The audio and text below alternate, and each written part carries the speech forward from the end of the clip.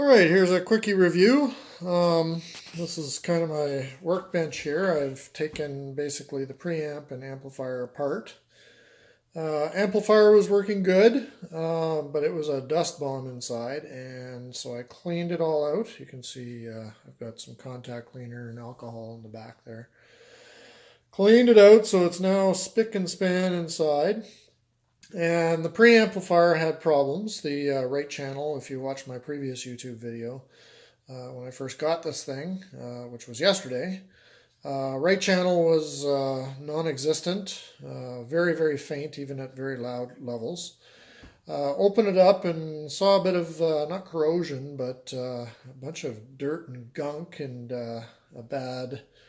it turned out to be a bad transistor. So I swapped out the transistor, which I just happened to have from the right size from a previous recap job that I did.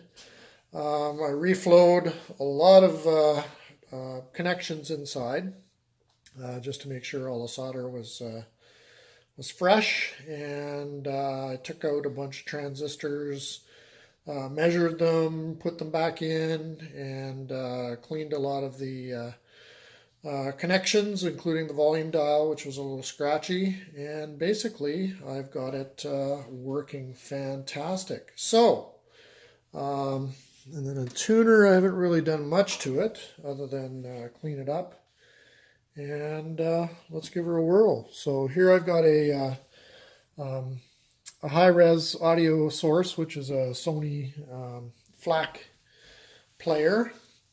It does MP3s and all the different formats.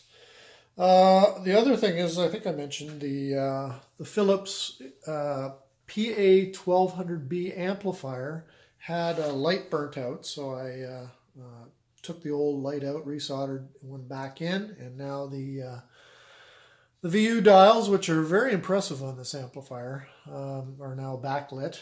It's not really super bright, but you don't want it to be in a dark room or whatever, but you can certainly see much better. So it had 3 lights, 2 of them were still good, 1 was burnt out, so I replaced that, and now it's actually sounding very good. So I've got these 2 little energy speakers as my sort of near field monitors for my workbench, just to test everything out, and so that's what I've got it plugged into.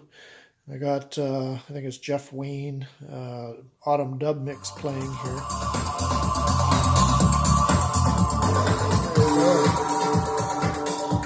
Both channels working.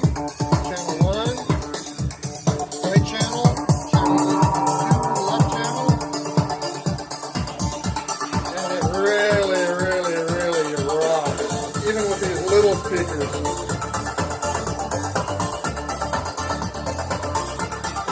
The VUs are cranking pretty good. Now on my big speakers, this sounds just phenomenal because they're a lot more efficient than these things. But needless to say, it's working good. And what I did, let's just check the tuner out here, because a little hissy. I don't have really good reception here. FM. And there we go. It's a very basic channel, so not really super impressed with the thing. Let's see if we can find another channel.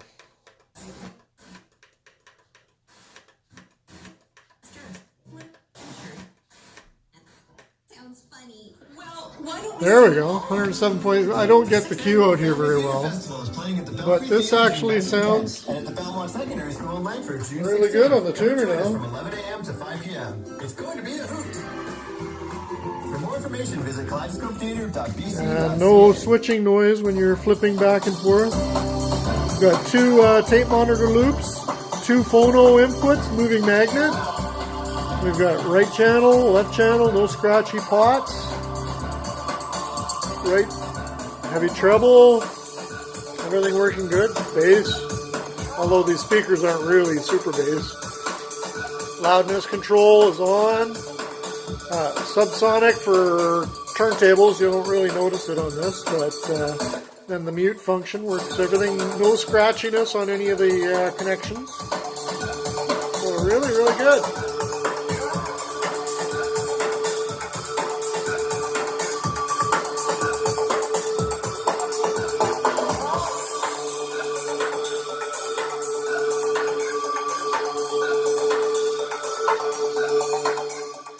And there you have it. Thank you for watching. That's just a quick post cleanup and repair video just to prove everything's working. And it's a nice little system from, I believe, 1986. The amplifier is about 150 watt. It is actually 150 watts per channel. Not a lot of service information out there, so I just had to read the circuit board and figure out which model transistors were there and measure them up, and changed out the Duff one, and everything is now operational. Thanks for watching.